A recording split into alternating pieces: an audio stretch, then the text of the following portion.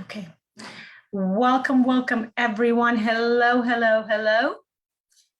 I am live on Facebook. I am live on Instagram. I am welcoming you to the open part of our second session, our second meeting about the psychology of money. Specifically, we're doing the financial regeneration course right now.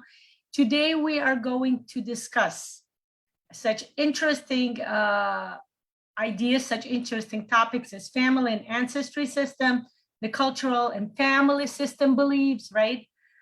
Generalization when it comes to money-related belief systems, going into collective unconsciousness. We will talk about how people develop, how people find out that they have some vows in their ancestors, how they have secrets, they discover family secrets, family loyalties. And you don't have to go into it. This is what I can keep saying. This is what I always say.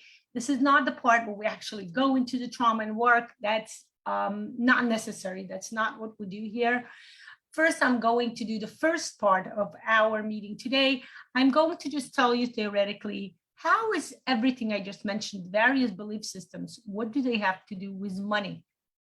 Why do we need to discuss it? Why do we need to get in touch with it? And then the second part that will be happening in the closed group, I will get off Facebook, get off Instagram, and we will start actual practice. We will be drawing the Neurographica picture, and we will actually start using some specially formulated meditational acceptance phrases from the Psychology of Money program to work through, to transform everything we mentioned, various beliefs within our systems, okay? So let's start our discussion. Let's start figuring out what is happening when we talk. Give me a second. There we go. The very first thing I want to go is into the fact that what is money, okay? When we talk about money, many people will have a reaction to it, okay? Inevitably will have a reaction to it, whether they think good or they think bad, whether they, even if they're neutral, they may have, their reaction will be being neutral, right? That's already kind of a conditioned reflection on money, right? So in the first session, we are today in the financial regeneration course, we're going to start going into figuring out what are the beliefs about money that we have. And we're going to start going deeper. We're going to start figuring out what beliefs about money do we have that's personally ours. What beliefs belong to our family, right? Something we heard from our parents, something we heard from our grandparents, Then we're going to go even further. What were the culture that was surrounding us? The culture we were surrounded with, right? Wherever we grew up, whatever country, whatever community, what was their kind of attitude toward money? How did they look at money? What did they think about money? How did they condition you? How did they, what kind of beliefs and ideas did they give you about money? Okay. And it's so interesting to go. We're going to go into collective and conscious work. Okay. And again, the first part I'm going to do is just theoretical, just telling you, start getting you to think about it, start getting you to start understanding what is happening. Is it connected? Why is it connected? Where is it connected? What do I do about it? Okay. So the very first thing I want you to start kind of getting in touch with, start understanding what was my cultural view of money. Just ask yourself that question. Where did I grow up? What was my culture, right? What different cultural, how can I say it correctly? Environmental changes, right? Our culture, our communities, the countries we grew in, went through various environmental changes. Our family, our ancestors were a part of that culture. I'm going to give you an example. For example, in Europe, one of the major money changing, or not even money changing, but rather, resources, right? The way people felt resourceful, that humongous change came with the World War II, right? Everybody know the whole Europe was affected by the World War II, right? Everybody experienced a shortage in food, shortage in drink, shelter, right? Their homes were not safe, right? Some people were actually, within the war area geographically, and some countries weren't, but still they were affected. Safety was number one thought on people's mind whenever they would wake up or go to sleep. How to get food. Shortage of food was very important, right? Shortage of water, like I said. Family. Safety for family members, right? Mothers would wonder if they're going to see their children. Children were soldiers. Parents would wonder if they see their children coming back from the war, right? Ideas like this. All of the whole focus was on safety, and of course, feeding. How do I feed my family, right? So many war stories. I personally grew up in the era when my grandfather was a soldier in World War II, right? And then my mother, of course, grew up in the 50s, 60s, 70s, right? She was born in the 50s, right? So she grew up in the era of after the war generation, right? So she learned, we're going to talk about that generation as well, but that generation grew up from the influence of the war generation, right? Welcome, Violetta. Violetta, welcome. I just wanted to let you know that at this moment, we are a part of the open session on Facebook. So if you, just to keep in mind for your privacy reasons, if you don't feel like talking or showing your camera, you don't have to, you can if you want to, I'm okay with that. But just so you know, we're in the Facebook open session part now, and then about 30 minutes, we're gonna start the practical work, and that will be done in private, and then we can discuss certain things, okay? You will feel more welcome or more freely. You're still welcome to bring your input, bring your ideas, bring your thoughts or questions, okay, guys? So it's so important to pay attention to that surrounding, right? In the US, that around the same time, by the way, maybe earlier, right? The Depression era was around the 1930s, right? The world wars in Europe were in the 20s, and then they went into 40s, right? Now, in Eastern Europe, right? Even before the war, there was the communism era, right? In Western Europe, that was World War I, right?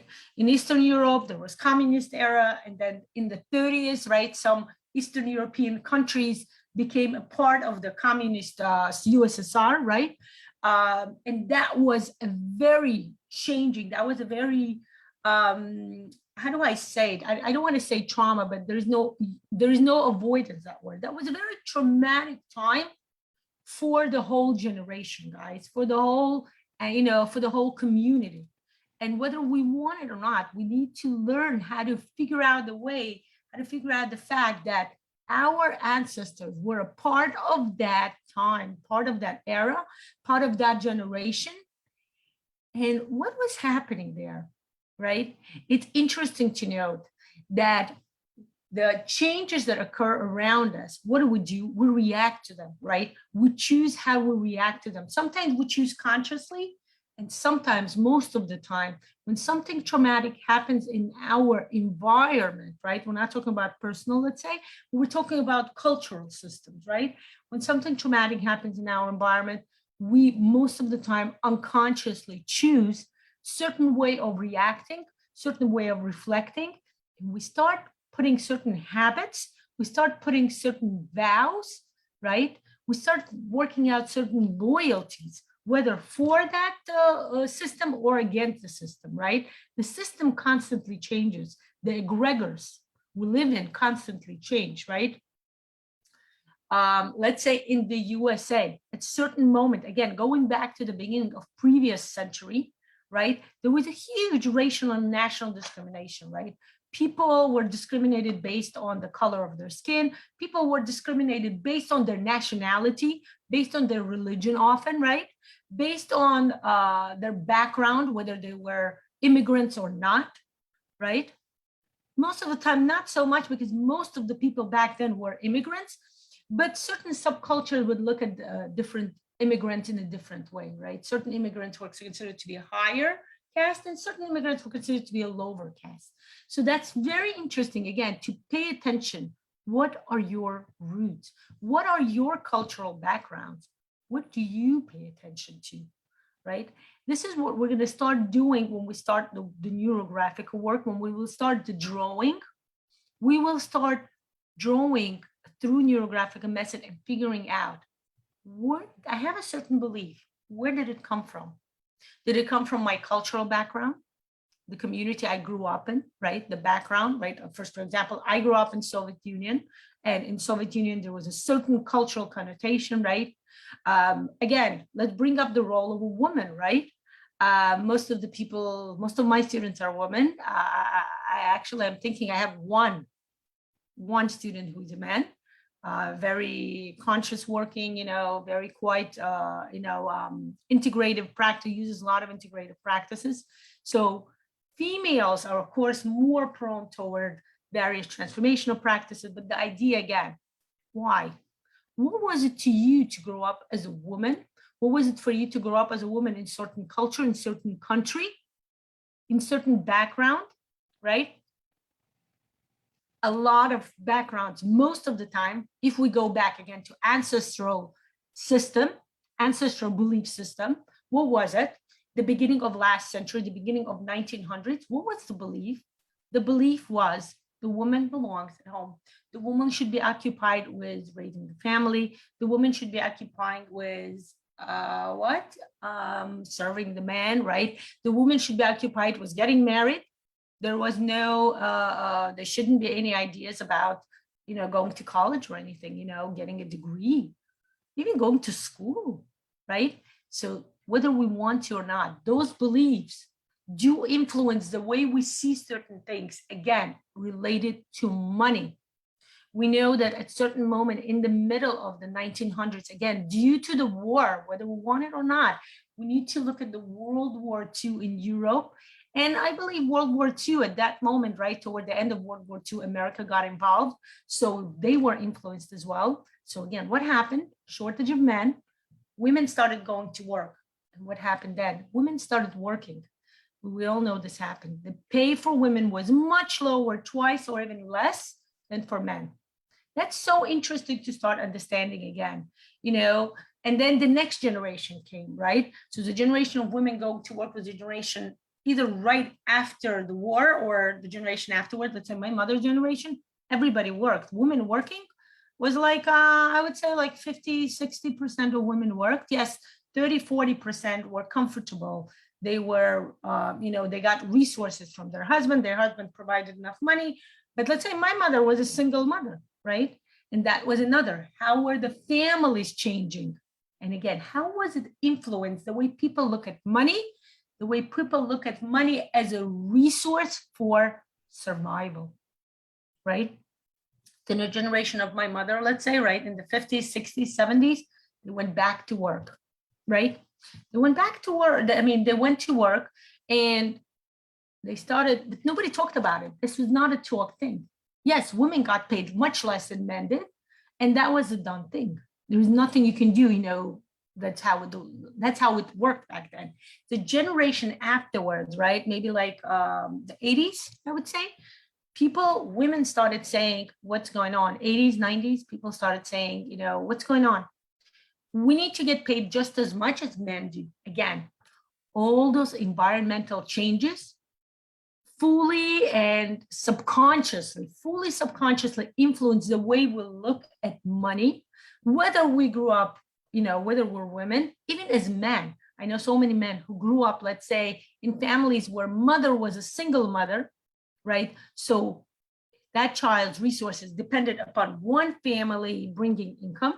And if that mother didn't get enough money, what were the views of that person toward money as resources, as survival, as a way to go forward, as a way to overcome various difficulties or challenges that come to life, right? Start paying attention. Let's say for those of you, one second, let me see what's going on. Hi, Angelica, so nice to see you. I hope you're doing well in Italy, dear. It's so interesting, right? I started paying more attention to this. I started doing the psychology of money program. I took it the end of 2019, right? I took the program with Lana. At first, I went through the program, right? I played the program with her. I went as a private client. I loved it. And then I decided I want to learn it. And I started learning slowly by slowly, right? Then 2020 came, and we all know what that is, right? By the way, that's something to start looking into. What was your effect, right? With an A, what was your effect from the pandemic, right? The pandemic started, okay? I want to give you one interesting story, right? So, you guys remember what happened? Everybody ran to the store when they announced that there will be 2 weeks of the quarantine, right? Everybody ran to the stores and bought like the most essential things, right? So I got sick. I actually had, Corona. I got sick that first week of quarantine, right? Quarantine started on the 15th, and I got sick like a few days later on the 18th, 19th, something like that, right? So consciously, my memory is not so much entangled with it. Like I don't remember it so much. But I remember that like in 2 weeks, like my husband, I was so sick, it was so bad. It was really, really bad. You probably hear it from many people who were sick, most people who sick with Corona, right? And in New York, where I lived at the time, the weather was like somewhat cold, right? Remember, it's March. It wasn't warm. And I really needed a lot of like being outside, being in the nature. I needed the sun. So my husband said, that's it. I couldn't get well. He was stuck doing all the household work. So at one moment he said, that's it. I'm tired of this. We're going to pick up and we're going to just drive to Florida. He rented one of those vacation homes, and we're going to go there for a month. You need to recover. Right. And that's what I did. Right.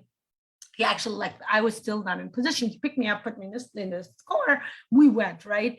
I want to tell you at this point, I'm still working through that whole traumatic experience of being sick with a corona. Many of you, God forbid any of you should be getting sick ever, but if you were ever sick with corona, if you were hit hard by it, you know what I'm talking about. It's a mental condition, right? It really works with your mind. It starts giving you all those hesitations, all those ideas. It was really bad, right?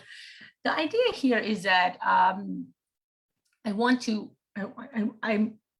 so we came to Florida, right? And at one point, right, I often make bread. I often make challah, right, for Shabbat, for Sabbath, right? So I went to the store. My husband was the one in the beginning going to the stores, Walmart, just buying what we need. Remember the shopping experience back then, right? You quickly go and you shop for the whole week, right? There's no such thing as going and shopping every 2-3 days, like what people were used to, right? And then at one point I went to find flour, and it was so strange, guys. There was no food, right? There was no bread. There was no sugar, shortage of sugar, shortage of bread, shortage of flour, right? Again, the main necessities, right, for survival, for food. And I was so surprised about flour. I'm like, why flour? And then somebody told me, because you can make bread with flour. This way, if you have no bread in the stores, people just make their own bread, right? You know what else where they were sold out? Sewing machine. Because people started being scared that there would be no clothing. Who would make clothing, right? If there was a problem with China, where main source of clothing came from, who would make clothing? Sewing machines were sold out in store. I was so surprised, right? And of course, toilet paper, right? There was no toilet paper. Now, those of you who are watching me from Soviet Union, you know what I'm talking about, right? From Eastern Europe, guys. I immediately went back like 25, 30 years ago to my childhood, to my teenage years, the 90s, when there was no food, when the bread, the sugar, the flour, even toilet paper were portioned, right? People would get tickets, like families would get tickets, and they would get food or whatever supplies based on those tickets. You can only get what the ticket gives you according to your family members, right? It really took me back. I think my trauma, I was even more traumatized, I think, by that, again, subconscious memory of what it felt like as a child to have no resources around me, to know that my mother, my parent, who's a source of resource to me, cannot help me. If I am hungry, and I remember, I lived in the city of Baku, the country of Azerbaijan. Azerbaijan now is one of the richest countries from the former Soviet Union. But back then in the 90s, everybody were affected by this, right? I remember there was a time, I think it was like 12 or 1 o'clock, when I had to go in the corner to stand in line for the bread. And I had to time perfectly, because if I come too early, then I may wait. But if I come even a minute or two late, I may be so late in the line that by the time I get to the store, there will be no bread left.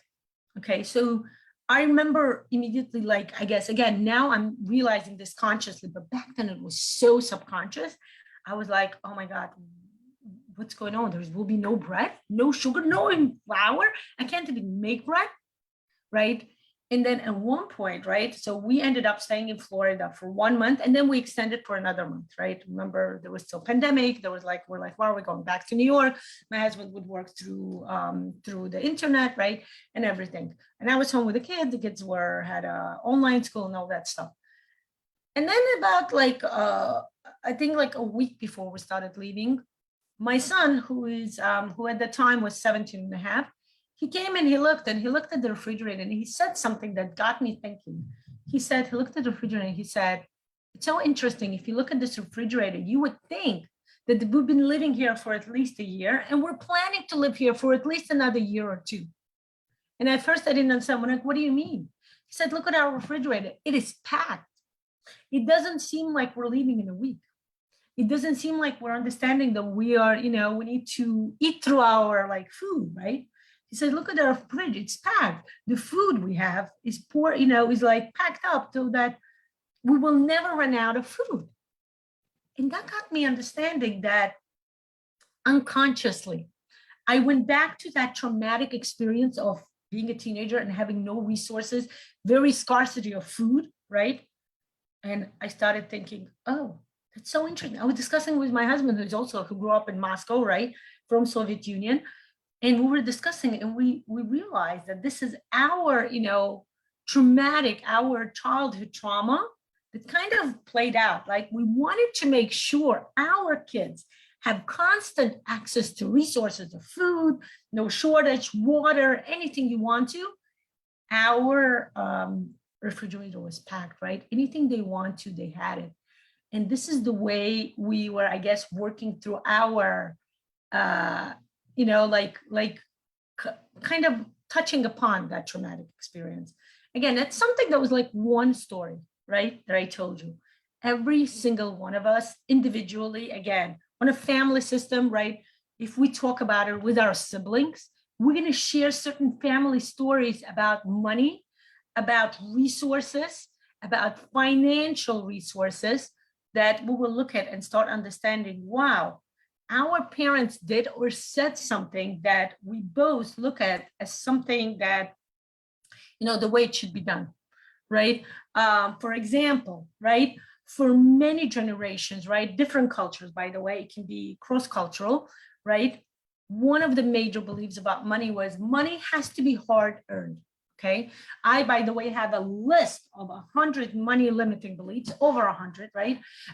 During the Neurographica coaching program that we did in August, we actually worked through some of them. I'm going to show you some of them, right? If you want to, I can post it. If you want to mark as a comment under this post, under this video, and I will post, a snapshot of this page, right? So you can like kind of even look at it. Oh, great. Now I see your comments, ladies. Yeah, Sabine, absolutely. There you go. Yeah. People in Soviet Union, let's say, right, or even in America, right? If you had a country house where you have even a little piece of land when you can grow up your own food. By the way, my husband still has it, right? Every time we have a balcony or a little piece of land, he right away says, we need to garden something. And I'm like, why? You can go to the store and buy it. And he goes, you don't understand. It's much better when it's gone. And he starts bringing me different ideas, like it's better, it tastes better. And I do agree, it does taste better, like to eat a tomato or a cucumber grown in your own garden. But I believe with him, it's also like this ancestral, like subconscious traumatic experience that he lived in Moscow. Moscow is the capital of Russia, right? Humongous, megapolis, right? Mega city, right? And they had a country house, right, where they would drive for 2 hours. And he remembers vividly how in his country house they had a huge garden and they would grow everything.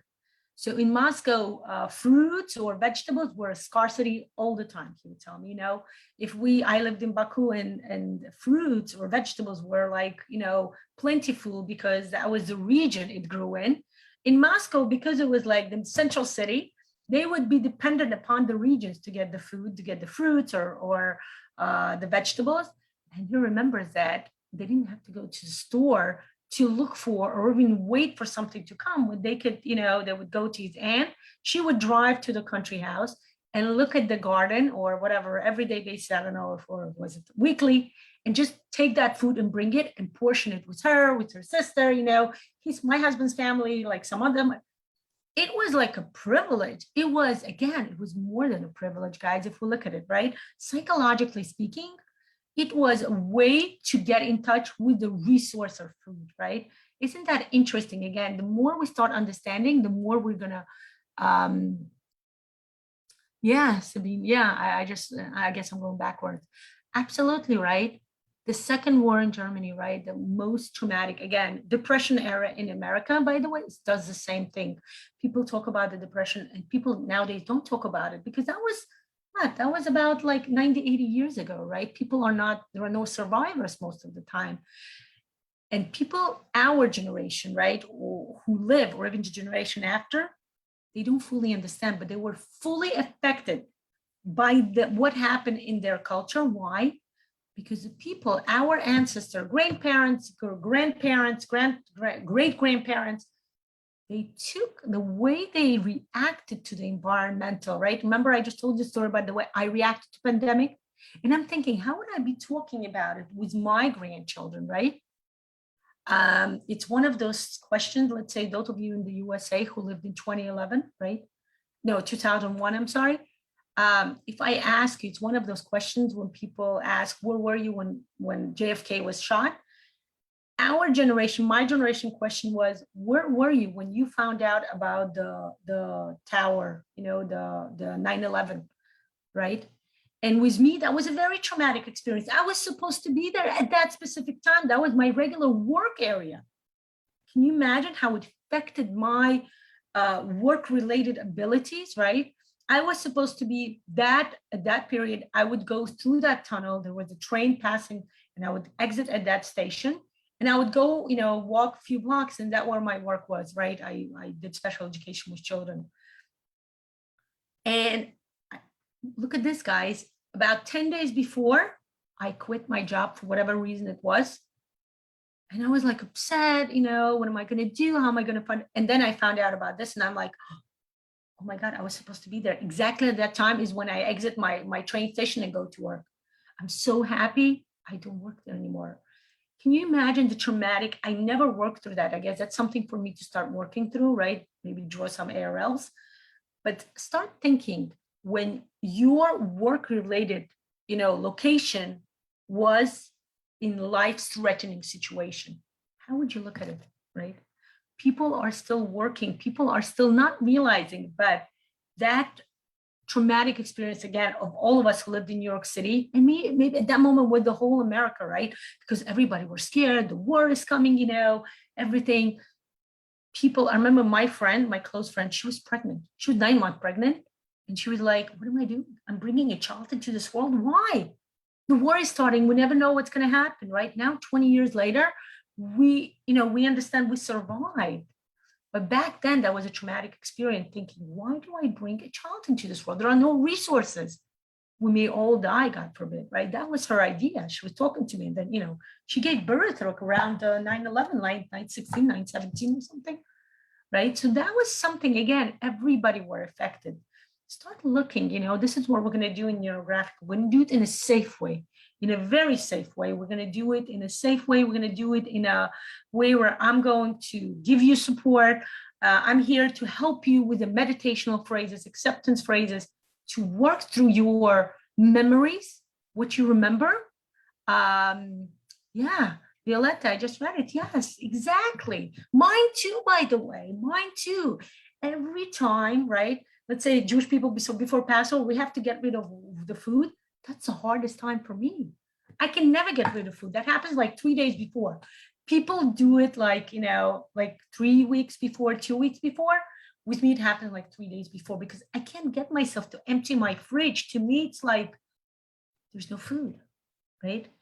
And for me, by the way, I started finding out that a lot of my food-related disorder, right, what I tend to overeat, is related to that memory, to that, to that traumatic related memory, maybe within my childhood, that there was not enough food. Look, there's so much food here. I should eat now so I can, kind of save some resources for later. Do you guys remember during pandemic, like about the middle of 2020, everybody started writing, mostly ladies, right? And men too. Everybody gained weight. Everybody. A friend of mine, right? A colleague of mine, she's a yoga instructor. She's, she's very active. She was saying she did yoga for 60 minutes. She did workout for 60 minutes every single day, she said. And she found out she gained a few pounds, or I don't know, a few kilograms or something, right? And to her, it was like, whoa, how did I gain weight? I am active, I'm working. Everybody gained weight. And for me, psychologically, I was like, oh, that makes sense. When my friends were telling me, I'm like, that completely makes sense. They looked at me like, what are you talking about?